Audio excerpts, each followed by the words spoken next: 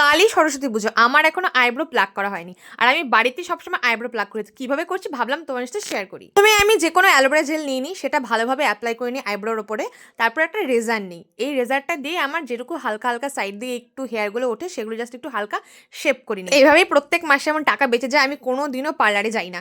আমার eyebrow totally plug হয়ে গেছে। একবার দেখে নিয়েছিলাম ঠিকঠাক আছে কিনা। তো এবার আমি ভাবছি আমার আপার লিপসগুলো একটু হালকা রেস্ট করে নেবো। আমি স্কিনে অত সবসময় রেজার ইউজ করি না, কারণ আমার প্রচণ্ড সেন্সিটিভ স্কিন, পিম্পলওয়ালা স্কিন। তো হালকা একটু রেস্ট করে নিয়েছি, ব্যাস হয়ে গেছে। সবখানেই কিন্তু অ্যালোভেরা জেল ইউজ করে রেস্ট করবে, নাহলে কিন্তু স্কিনে তোমাদের প্রবলেম হতে পারে।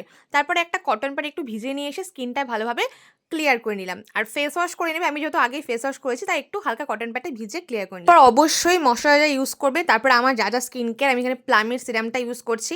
দেন আমি ইউজ করি নিভিয়ার ময়শ্চারাইজার সবসময়। আর যাদের একটু বাজেট বেশি তারা সেটাফিল ময়শ্চারাইজার ইউজ করতে পারো। যেহেতু আমার প্রচণ্ড সেন্সিটিভ স্কিন, আমি এত বেশি স্কিন কেয়ার ইউজ করি না। এখন অনেকে বলবে 2-3টে জিনিস ইউজ করছো আর বলছো স্কিন কেয়ার করি না। হ্যাঁ, অফকোর্স আমার খুবই সেন্সিটিভ স্কিন, পিম্পল হয়, এইটুকু তো স্কিন কেয়ার করতেই হয়। তারপর আমি এই যে সানস্ক্রিনটা ইউজ করছি, এটা আমার মোস্ট ফেভারিট। আমি বিগত 4-5 বছর ধরে এটা ইউজ করছি। এটা স্কিনে ইউজ করার পরে এত সুন্দর একটা গ্লো দেয় স্কিনে। আমার ফেভারিট, এটা চরম ফেভারিট। আর সব থেকে ইম্পর্টেন্ট হচ্ছে মোস্ট রিজনেবল। আমার স্কিন কেয়ার টোটালি কমপ্লিট হয়ে গেছে। আমি টোটালি রেডি সরস্বতী পুজোর জন্য। তারপরে হালকা লিপ বাম লাগিয়ে নিয়েছি। আর যাই করো না কারো স্কিন কেয়ার কিন্তু মাস্ট। যাই হোক, তোমাদের সঙ্গে দেখা হচ্ছে অন্য